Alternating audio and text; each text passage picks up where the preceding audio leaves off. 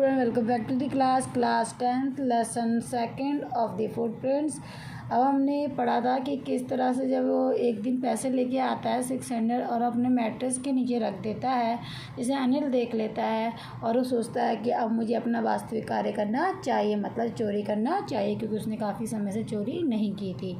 केवल कुछ तो डेली सप्लाई में जो पैसे थोड़े बचा लेता था, केवल वही उसने काम किया था। अब इससे आगे हम पढ़ेंगे। Anil was asleep. A beam of moonlight stepped over the balcony and fell on the bed. I sat up on the floor, considering the situation. If I took the money, I could catch the 10:30 express to Lucknow. क्या कह रहा है कि वो अनिल अभी सोया हुआ था और एक किरण भी, मतलब किरण, मतलब चांद की किरण क्या है, बालकनी में पड़ रही थी। और कहाँ पड़ रही थी? बेड पर। आई सर, मैं क्या है फर्श पर बैठ गया था और क्या है सिचुएशन को मतलब देख रहा था, मतलब सिचुएशन के बारे में समझ रहा था कि कैसी सिचुएशन है। If I took the money, बोलता है अगर मैं पैसे ले लूँ तो मैं 10:30 की जो एक्सप्रेस ट्रेन है लखनऊ के लिए पकड़ सकता हूँ। Sleeping out of the blanket I crept up to the bed. Creep की सेकंड फॉर्म है यानी रेंगते हुए। मैं क्या हुआ, मैंने ब्लैंकेट से मैं उठा, यानी ब्लैंकेट उसको हटाया और मैं उठ गया और मैं रेंगता हुआ कहाँ गया? बेड की तरफ। Anil was sleeping peacefully. Anil क्या शांतिपूर्वक सो रहा था। His face was clear and unclean. उसका जो फेस था कैसा था? मतलब स्पष्ट, शांत, चिंता मुक्त था, यानी उस पर कोई धब्बे वगैरह नहीं थे, कोई तनाव नहीं था, nothing. Even I had more marks on my face, पर मेरे उस समय क्या है फेस में बहुत निशान थे। दो माइन वर मोस्टली स्कार्स, क्या थे? दाग, धब्बे, निशान पड़ जाते हैं दाग से, किसी चीज़ के कटे वटे या कुछ भी मांस वगैरह, तो इस तरह से उसके चेहरे पे क्या है काफ़ी स्कार्स थे। My hand slid under the mattress. Slid मतलब सरकाया। मैंने अपना हाथ क्या है मैट्रेस के अंदर सरकाया। सर्चिंग फॉर द नोट्स, किसको ढूंढने के लिए? नोट को ढूंढने के लिए। When I found them I drew them out without a sound. तो मैंने क्या बोला? व्हेन आई फाउंड दैम, मैंने जब वो प्राप्त किए, I drew them out without sound, बिना किसी शोर के मैंने वो निकाल लिए। Anil side in his sleep and turn on his side. Anil क्या था, उसने आहा भरी, मतलब सांस ली, और वो क्या है नींद में ही उसने वो करवट बदल ली टुवार्ड्स मेरी तरफ। I was startled and quickly crawled out of the room. मैं क्या एकदम से डर गया था और मैं जल्दी से रेंगता हुआ वापस बाहर आ गया। When I was on the road, जब मैं रोड पे था, I began to run, मैंने दौड़ना स्टार्ट कर दिया।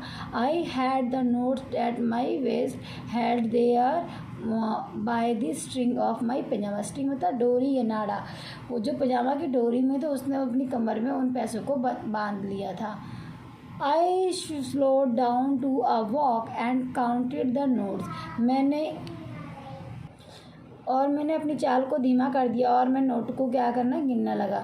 600 रुपीज़ इन 50s, 600 रुपये थे, और किसके थे? ईच नोट कितने थे? 50 के थे। I could live like on oil rich Arab for a week or two. और मैं कैसा जीवन से, जैसे अरब देश के लोग अमीर होते ना, तेल वगैरह बेचते, पेट्रोल वगैरह, उस तरह की ज़िंदगी का मैं अमीर वाली ज़िंदगी, इसलिए अरब के लोग कहा गया है 1 हफ्ते तक और या 2 हफ्ते तक मैं जी सकता हूँ, मतलब ऐशो आराम की ज़िंदगी में 1 या 2 हफ्ते तक जी सकता हूँ। When I reached the station, जब मैं स्टेशन पर पहुँचा, I did not stop at the ticket office, मैं टिकट ऑफिस में नहीं रुका। I had never bought a ticket in my life, क्योंकि मैंने अपने जीवन में कभी भी टिकट खरीदी नहीं थी। But dashed straight to the platform, dash मतलब सीधे दौड़ना, यहाँ पे dash मतलब दौड़ना, straight मतलब सीधे, सीधे मैं कहाँ दौड़ गया? प्लेटफॉर्म की तरफ। Lucknow express the just moving out, जब लखनऊ एक्सप्रेस बिल्कुल अभी चली थी।